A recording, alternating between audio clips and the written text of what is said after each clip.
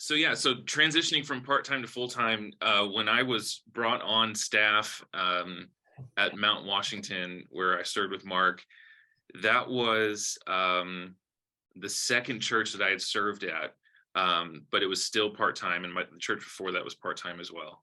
I started at a church in Maryland, and then my wife and I moved to Louisville to study at Boyce College, and that's when I got connected at First Baptist Mount Washington.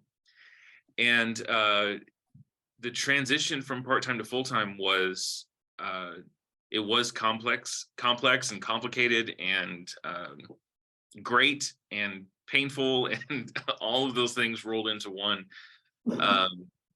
And when I was sitting down, kind of pinning down some notes and thinking about what aspects to hit on, the first thing that came to mind was that it really was kind of like moving from an engagement to a marriage, just in terms of the difference of commitment.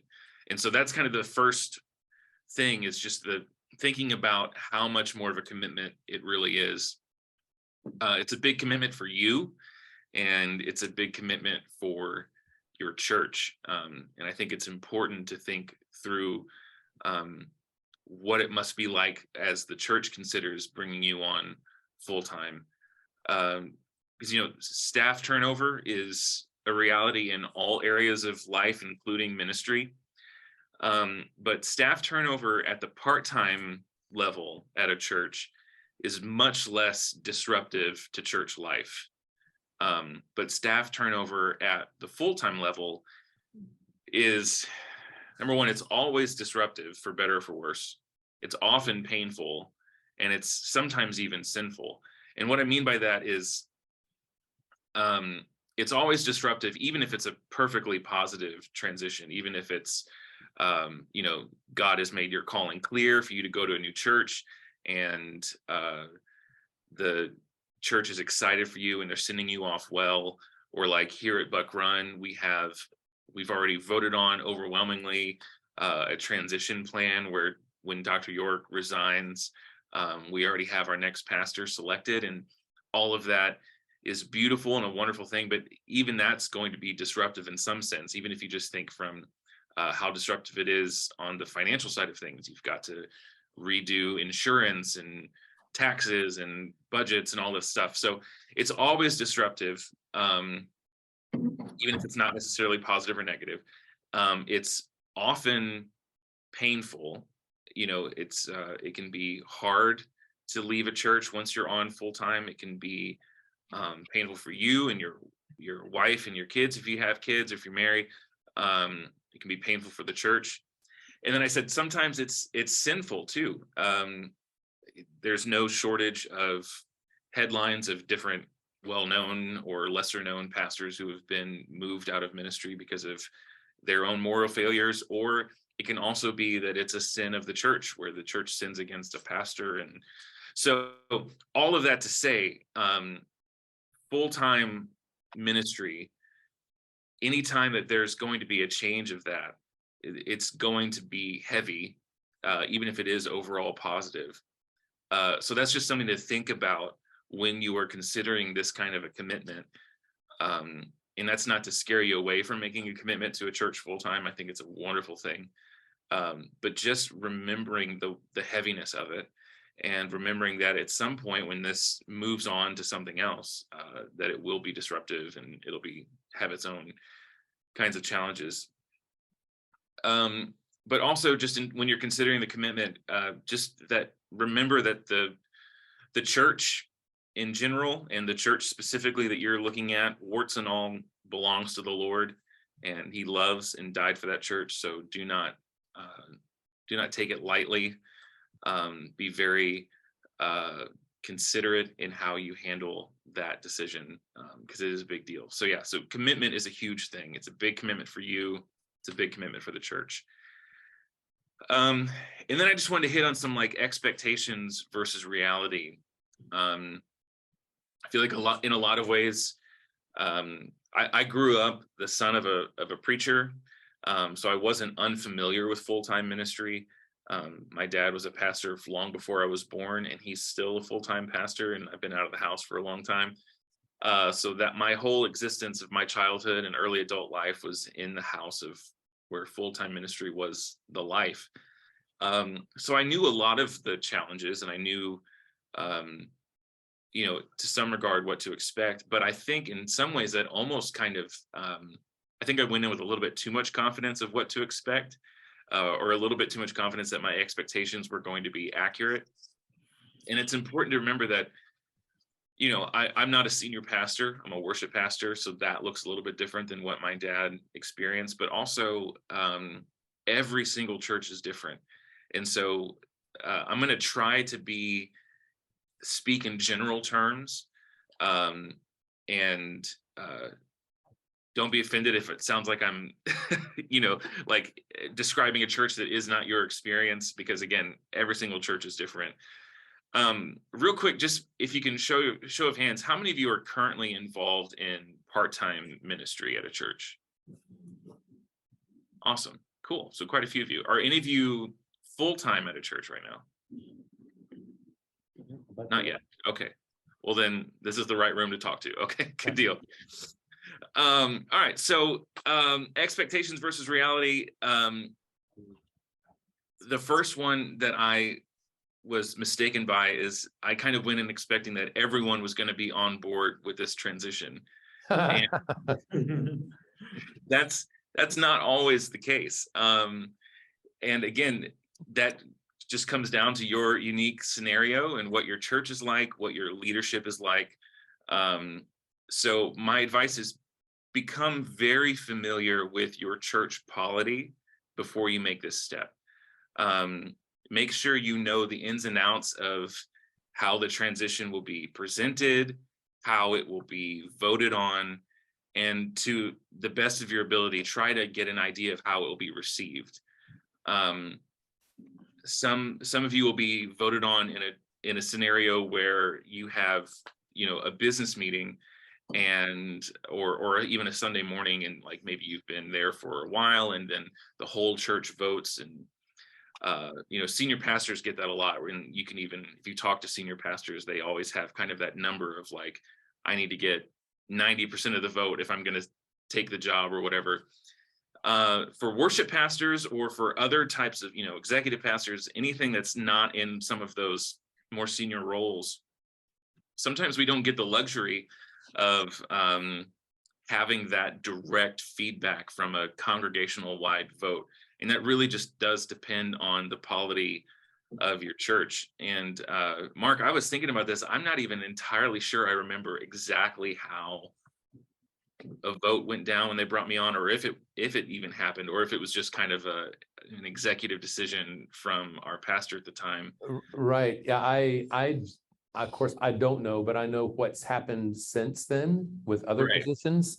Yeah. And I think that since First Baptist Mount Washington did not and does not have elders, that as much as they could have a congregational vote, they did. But for your position, I can see that being a personnel committee, the pastor, they talk to the deacons, hey, we like this guy, and they just ask you to come. Yeah. I think it was something like that. I know that at least the personnel committee voted on it and was on board. But what I kind of uncovered was, I think because of some of the communication wasn't super clear, and I don't blame the congregation for this at all. I think it was just some missteps in leadership. But some people didn't know that I was hired full-time until like I had been there for a while. They're like, man, that part-time guy's in the office like a lot. So here's the thing. Adrian was part-time for quite a while, and then at a certain point, he was brought on full-time, continuing in his role as the worship associate and the contemporary service worship leader, but also as director of communications for the office. And so, yeah, I think you're right. I think there were some people that are like, wow, Adrian's here a lot now. What's going on with that? And right. I think, yeah, that does, again, that has more certainly to say about the church and the leadership at that time than it does. I mean, Adrian has nothing to do with that, but he walked into that. And there he was. I think it's good to have those kind of scenarios in your mind, just so you can ask good questions. Because again, I don't think there was any malintent by anyone in charge or anything, but I just think it was some things that weren't thought through well. And so if you were being considered at a church, particularly if it's a smaller church that doesn't have a ton of experience with hiring and building a staff, to help them think through, like, okay, so once I come on board, do I have any direct reports?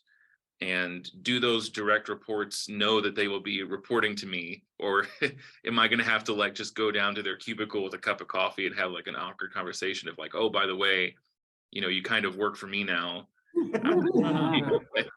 don't want to have that conversation. That's not how that information should be passed on. So just making sure that everyone that this touches is on the same page about what your new role will look like. And again, like if you do have any direct reports, making sure that they're on board, building that relationship ahead of time, because you want it to be a very positive thing. You don't want it to be something where feelings get hurt or there's misunderstandings about what you're expected to do or what other people are expected to do. So it's just good to, when, I think if you're like me, if you're ever in an interview and they say like, do you have any questions? I kind of go blank and I don't typically have anything. These are the kind of questions that are good to ask, of like, hey, who would be reporting to me once this happens? Have they been consulted about this? Do they know that you're considering someone for this role? Stuff like that. And just make sure that you can try to help them think through these things well and iron out as many wrinkles as you can.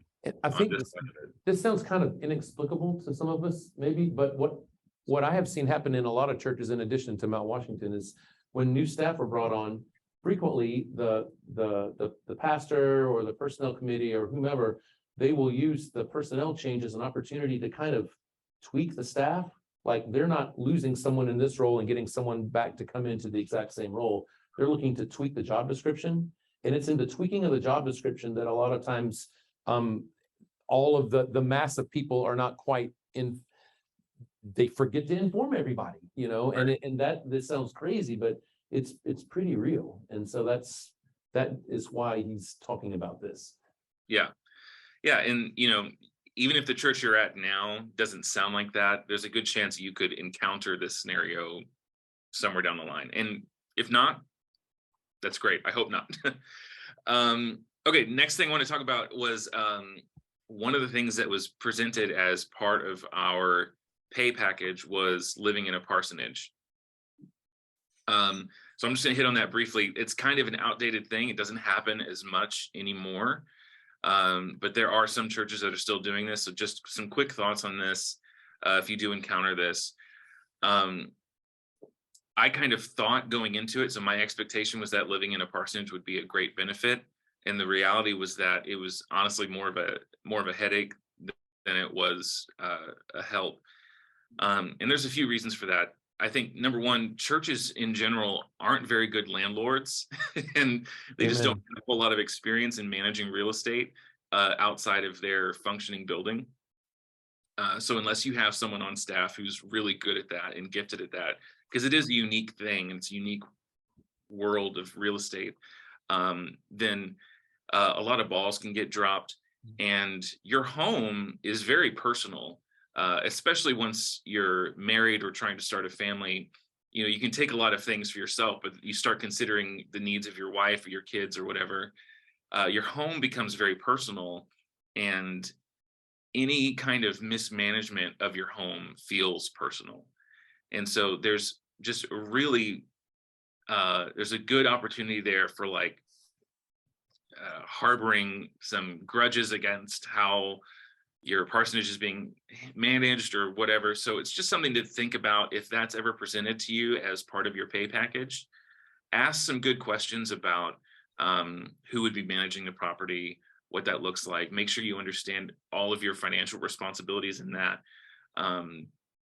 Some churches, when they move staff into a parsonage, don't have a lease. I would encourage you to ask that a lease be drawn up. I know that sounds like a really technical thing, and maybe it can kind of come across as like maybe you're not trusting, but honestly, it's just for the benefit of you and the church to have some really clear documentation of what their responsibilities for the property are, what your responsibilities for the property are. And it just makes everything so much easier if it's black and white and you can look at it together, and it helps kind of avoid some of those hurt feelings or anything like that. Often parsonages are presented because like the 70s, 80s, a little bit into the 90s, churches were kind of buying up a lot of property. That was just some of the wisdom of the time, and a lot of churches just have these houses now, and like I said, it's a lot less common now than it used to be, but sometimes it's a way for them to save money on salary. So just consider that as you're considering this role. Is this parsonage more valuable to me than having an increase in salary? Is there a way to negotiate that? Could we say like, hey, we're not interested really in this parsonage, could we look at maybe some different salary numbers? I think that was hard for me, as I always felt like sinful for some reason, or like selfish in negotiating these kinds of things. But it's good to take care of yourself and your family, and the church wants to do that well as well. You're not and they won't, you're not asking them to stretch beyond their means or anything. So just have those conversations in a loving way and prayerfully. And my biggest advice would be that parsonage living can be a great short-term solution, but should never be a long-term situation. I grew up living in parsonages. We were blessed with people who handled that really well. But my dad, when he moved on from a church that had a parsonage available to him and moved into one that didn't, buying a house was really, really difficult for my dad, because he didn't have that history of equity in land ownership and home ownership before him. And so you can read, there's great books on this. Tom Rainer has a book on pastoral finances that I would recommend. But there's a lot of potential and unintended damage that a parsonage life can do in the long term, in terms of your ability to buy a home later. So that's just something to consider. Other expectations. You should realize that once you are a full-time staff person, that you are a big investment of that church. And some people in the church are going to expect to see tangible returns on that investment. And that can look different depending on your role and depending on church personalities, personnel personalities, things like that. But the church expectations are going to be a lot higher on you, and rightfully so, once you become full-time than when you work part-time. I think we tend to think of just salary numbers in terms of the difference in the kind of commitment that it is, but there's more to just your take-home pay that this costs the church. It costs them insurance and all kinds of other things. So it's a really big investment for the church. And so you may encounter some members of your church or other coworkers who need to see some kind of demonstrable evidence that you're worth this investment.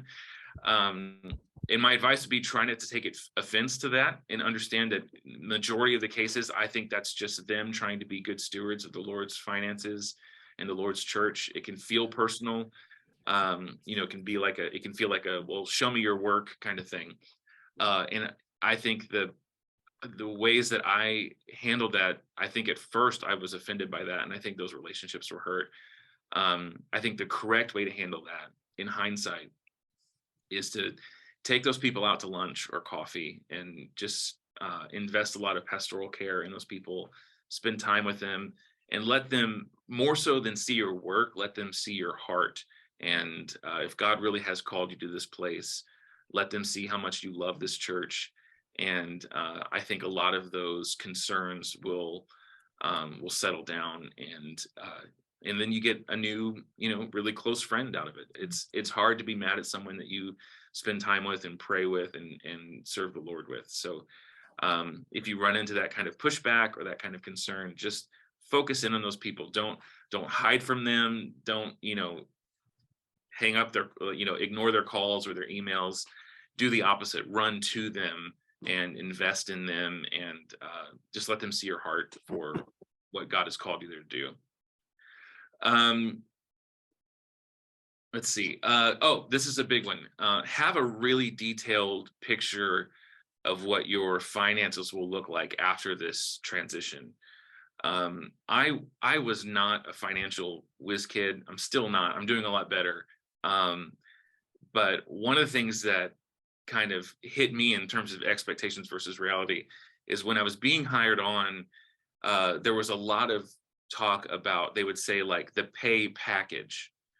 And the pay package is not typically, depending on how they're using the term, it's not indicative of what your take-home pay will actually. That's important to know, because they could say like your pay package will be, or like your employment package, could be like $75,000, and you start seeing dollar signs. You're like, wow, that's great. I didn't think I was gonna be making that kind of money. But then you get your first check and realize 30,000 of that 75,000 was just what the church is paying to bring you into their insurance, and they're including that in the employment package. Or there's a lot of other ways that those numbers can get shifted around and be kind of confusing.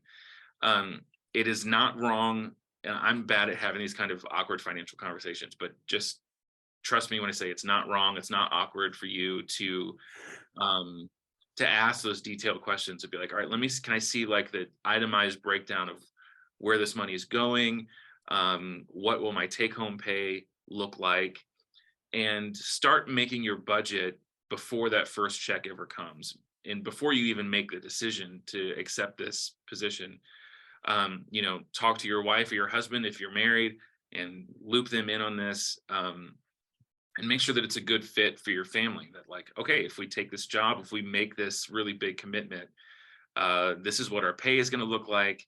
Can we, send our kids to the school that we want to with this? Can we afford our car payment? Can we afford rent? Can we buy a house on this at some point? And just think through those things. And, I think I grew up with kind of a mentality of like, just trust the Lord, he's going to work it out. And that's definitely true. But I think part of being a good steward is getting into those details, understanding that minutia, and just being better prepared. So don't budget alone, include your spouse in it if you're married, and just have those discussions ahead of time. Let's see what else. Have a really clear understanding of your duties and your job requirements is really important as well. Some churches are detailed and they'll give you a job description and it'll spell all of that out. Other churches are much more ambiguous and just say like, we would really like you in this executive pastor role. And you ask, well, what does the executive pastor do? And they say, execute stuff. And that's not super helpful if you don't know exactly what that means. So, whether it's the elder board that's bringing you on or the personnel committee or whatever, ask for a good job description. If you get a job description, ask for even more details, and just make sure that you know what they are asking you to do, because whether they write it down on black and white or not, they have an expectation of why they want to bring you on board. And it's really helpful for you to get at the heart of that, because you guys may not be thinking about the same thing. Like they may be thinking, I really want to bring this person on to address some of our systems and kind of get us into a well-oiled machine. And you're thinking, I can't wait to get on and really focus on church growth. And those two things aren't going to line up. And it's just going to cause friction down the road when you realize that you're not delivering what they expected and they're not asking what you desired to do. So just know that know ahead of time what your duties are. Make sure, if you're not the senior pastor, make sure that your boss or senior pastor, whoever you're going to be reporting to, that you and him or you and her are on the same page with those duties and requirements as well, and kind of flesh out that relationship as best you can beforehand. If you're going from part-time to full-time in the same church, that's helpful because you should already have a relationship with the people you'll be working with and potentially working for. But yeah, just sort all that out ahead of time. So yeah, if you can't tell just from some of my advice, I think just to be candid, I think a lot of my expectations were not met, and a lot of my The things that I thought were coming were very different. And so it was a little bit of a rocky transition for us.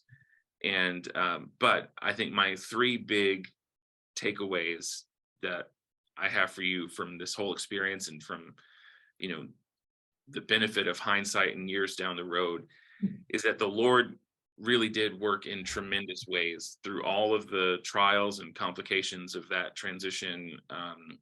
I made really lasting friendships. You know, Dr. Brown is a great example of that, and other folks that I'm still very much supported by and encouraged by, and just the fruit that I got to see God do while we were there. And remember that no matter how messy the church is or how great the church is, it's the church that Jesus died for. He cares for her, he loves her, and he's going to protect her. And you want to be part of building up that church, not tearing it down. So, you know, never go into a situation guns blazing, ready to, you know, flip tables and all that stuff. Just go in ready to wash feet and see how the Lord works.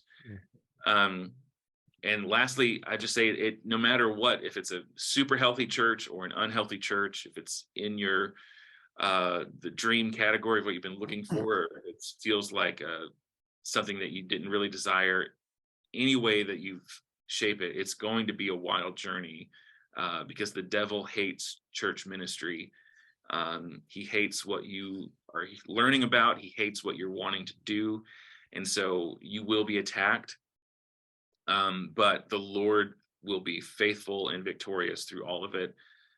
So just stay in God's word, in community with those who love you and encourage you, and just keep your nose down and be about the Lord's work, and he will be faithful and take you through all of it. You know, bumps and bruises on the other side, but absolutely, totally worth it. Yeah. Adrian, you've talked a lot about the non-worship ministry things in your transition, the things that nobody ever really talks about at seminary, but you have to deal with at church. So were there any, and as I heard you talking, you were talking really a lot about when you kind of took that first step into full-time ministry in that combination ministry at in Mount Washington. But what were some of the changes and transitions you faced having your full time be invested in the worship ministry? Like when you went to Buck Run, what were some of the things that were different from your expectations going to a full-time worship ministry in a healthy church? Yeah, that's a good question. I think, you know, you start to understand the weight of the fact that, like, what this church sings is up to me now. And that's a weighty responsibility. And I had, coming into this, I had a lot of, I think, well thought out philosophy and theology on how to handle the song catalog of a church. But some of that changed a little bit in practice, and through continued growth and seeking the Lord and seeking wisdom from others. You know, so I would just say go in open-handed. I think, you know, I think I sing songs every now and then on a Sunday morning that I don't particularly care for, and that every week, away, you know, wouldn't be part of our catalog, and that's okay, because it's not my playlist every Sunday morning. It's what's going to serve Buck Run, and what does Buck Run need to be singing this morning. So I think, you know, just how we steward that song catalog, I think, shifted a little bit once I actually got into the nitty gritty of it and started serving in that way. The other big thing is I had a lot of ideas about choir. And as you know, I had never had a choir under my responsibility before. And I was just completely unprepared for all of the wonderful complications of directing a choir. And, you know, that's never been my strong suit, but I love choral music. But I think I've just learned so much about what it means to lead a choir, what choir means to a church, even just like the the camaraderie and the family kind of feel that choirs develop for each other, and the privilege of being invited to steward that kind of family. So yeah, those are two things off the top of my head that I think are quite different than what I expected, but have been both tremendous blessings. So wait a second, some of you are where he was. I don't think, Adrian, you had any expectation that you would ever lead a choir. I mean, that was just not in your expectations. You're like, I'm a band guy and a very good one. So, those of you that kind of feel the same way that he did, just know that sometimes God's plans for you could be a little different than what you think. And whenever you are in a place that you have the opportunity to learn it all, or to get some practice reps in, then you need to take advantage of it, right? Absolutely. Yeah, I mean, I remember in my 20s looking through job listings on like the SBC website, and you're scrolling through like the worship pastor job descriptions, and it'll be like, leading a band every Sunday morning, got it. And it's like leading a choir once a month. Oh no, keep scrolling. You know what I mean? Like I'm not messing with that. But when Herschel York calls and says he wants you to come to his church, you're kind of like, all right, whatever you say, boss. Like, if you want me to do the choir, I'll do it. What's funny is, the pandemic was insane for all of us. We couldn't have choir during the pandemic. And I was actually presented with the opportunity coming out of the pandemic, when we were like, what does church look like post-pandemic? I was kind of given the opportunity to sort of nix the choir if I wanted to. They were like, hey, if moving forward, if choir is not part of your vision, we can kill it if you want. And I think, they haven't been doing it for 2 years. No one's going to be super upset. And I was like, you know what? We can't do it. I can't do it. I would miss it too much. And I think it would be a detriment to the church. So I became the one guy on staff, like fighting for the choir. And, you told me 3 years ago that that'd be me. I think you're nuts. I think I would jump at an opportunity to not do choir anymore. But here I am. I've got rehearsal in 5 hours, and I'm pumped for it. So yeah, it's just be ready for God to surprise you with stuff like that. All right, guys, questions?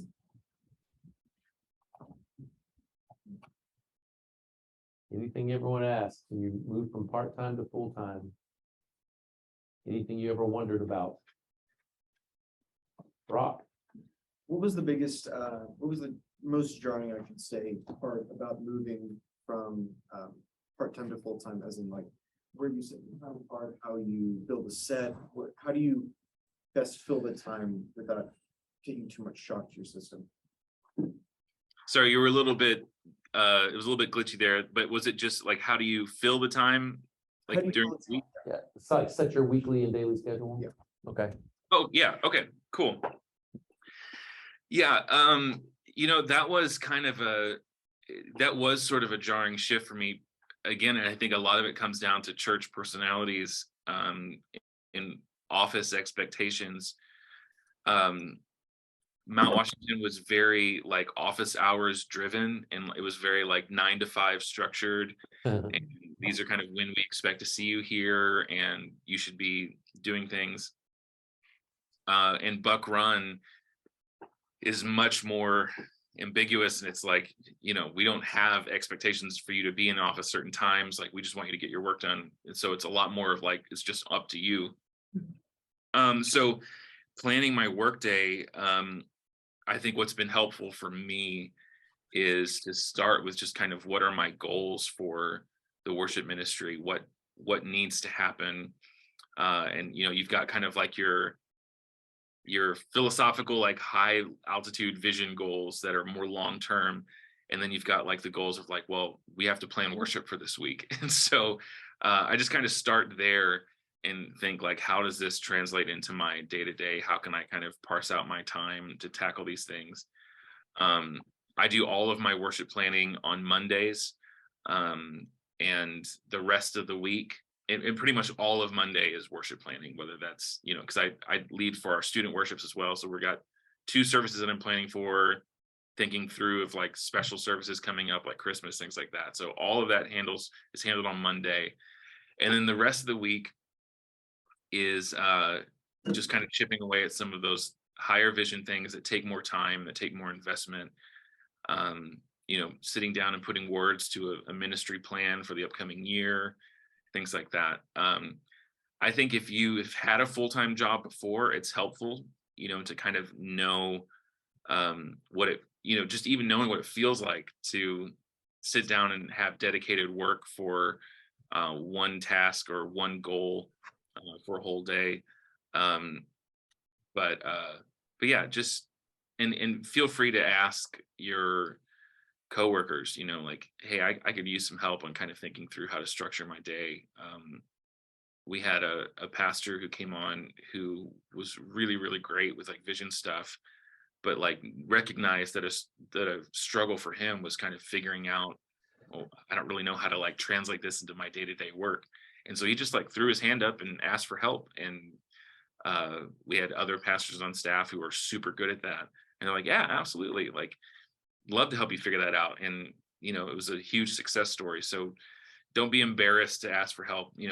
I think especially in a healthy church, like we're on the same team, brothers and sisters, and we should be willing to help each other figure those things out. But yeah, that's kind of what I took from that. It's interesting to me, having my own transition in ministry from part-time ministry to full-time ministry, and now going from adjunct faculty to full-time faculty. Some of those same, the things that fill a lot of your time going from part to full-time in ministry at a church are the same things that fill your time going from part to full-time as a faculty, because some of you are looking towards teaching full-time and more so than ministry in the local church. And those things that fill your time are those general pastor things, right? Like you are a pastor on staff at the church and you're doing things that really don't have anything to do with worship ministry, but it's because you're a pastor that is there to care for that church. And I got to tell you, one of the things that has been really, I knew it was going to come because of church, but the amount of things that have nothing to do with my faculty load that I do on a weekly basis as one of your professors, like, and how quickly all that stuff gets filled up, like it doesn't, like when you take a class, it counts towards your hours, but then there's other things that we do as music and worship majors that are requirements, but they don't actually count on our GPA. Like there's tons of those things. That concept carries over for faculty as well. So again, you gotta love what God's called you to and just kind of embrace it all with a big hug, because that's the difference between a calling and a job, right? So anyway, it was interesting for me to see that some of those same things, it's identical with school and with church. Yeah. Any other questions that you guys have? Yeah. How do you deal with major complaints and grumbling in the church, especially on sometimes you get a whole notes of them, or how do you deal with it? And I feel like my answer has been the same every time, but so much of it really does depend on your church and who you're serving with. What I am so blessed with at my church now is co-pastors who are extremely supportive and have my back. And that really, really changes the way that you handle those situations, and the amount of like, I don't know, just it puts my heart at ease to know that like, even if there is grumbling, that like, I don't know, my job's not at risk or whatever, and that I can go to them for counsel and they're not going to be mad at me that so-and-so is complaining or whatever. So I think that's something to consider when you're considering a full-time position is, do you feel like this is a pastoral staff that's going to support you? Obviously they're not going to support me if I do something really dumb, but I just mean like in terms of like you're saying, like kind of needless grumbling or whatever. But in general, even outside of my supportive co-pastors and things like that, the best way I think to handle that is just with kindness, and just remember that, there is some historical or cultural influence in that person's life that has made this subject really important to them. And it's probably something that you haven't experienced. And if you had experienced, you may feel the same way that they do. And so just remembering that, like, this, whatever this burr in their saddle is, probably comes from their story. And so the best way to tackle that is, I just want to hear your story. Like, why does this matter to you? We're well past the worship wars, but I think anywhere you go, you're going to have someone that wants you to do more hymns than you're doing. And that's just reality of being a worship pastor. And I think a good way to tackle that is, rather than being like angry that they're not understanding the value of the new hymns that are being written, give them a chance to tell you why those old hymns are so important to them. Give them a chance to say, when my mother was dying, we sang this song and I held her hand in the hospital, and every time we sing it, I think of her and I think of God's faithfulness in my life, stories like that. And I think it'll soften your heart to their grumbling, but it'll also kind of hopefully take some of the edge off of them too, if they realize that you're not their adversary, you're their pastor, and you care about them, and you care about their story, and you care about whatever it is that brought them to that conclusion. And then there's others that are, sometimes you can do everything you want to do and do things all the right way, and some people are just gonna be mad at you. They're just not gonna like what you say, they're not gonna like what you sing. And in those cases, you just have to kind of hand it over to the Lord, and you never stop being kind, but just as much as you can, not take it personally. But we all grumble about our own pet peeves and our own things, and as a pastor, you're going to have that target on your back for some of that. And just take it all in stride, respond in kindness, and do the best you can. Thank you. Yep, Lindy. So the guy who went like from band to choir, what was something that you had to learn in that transition? Let's see. How to conduct in 6/8. I was like, do you really hit your hand that many times? And then it just felt so silly. No, one of the humbling things about our choir is I have 3 music teachers in our choir. And I had to like really just eat some humble pie before I even showed up, and realize there's going to be people in this room who know how to do this better than I do. And that's okay, so I had to be ready to just let some of my music theory weakness be obvious and just roll with it and make it part of the fun. I could, one of our sweet sisters, her name's Alicia, she's a full-time music teacher, and I can just be like, Alicia, am I doing this right? Does that sound right? Would you do this differently? And just incorporate it that way. Because like I said, I am a band guy, I can lead a band all day with my eyes closed, but choir is a whole different animal. Another thing I think is just the personalities of choir members are so different than band members. And I was so band member type personalities. I feel like, and maybe Mark, you can tell me if this is accurate or not, I feel like choir needed a lot more very, very specific instruction, Yes. particularly in even just coming on and off the stage. You know what I mean? Yes. I don't have to tell my band how to walk off a stage at the end of a set, but the choir is I cannot move until you tell me what to do. Right. So that was hard for me. They were just kind of I remember our first choir Sunday, they were all standing up there after the pastoral prayer, looking like deer in the headlights, staring at me where do we go? What do we do? And I just thought, well, why didn't you just get off the stage? This, you're still on stage. And not realizing that I was supposed to do one of these, and magically that informs them that they can now leave. Just, understanding some of the quirks of what it's like to be in a choir, and understanding they're going to need some more specific instruction, not because they're dumb, but just because that's part of the culture, that's part of what they expect from you as their director.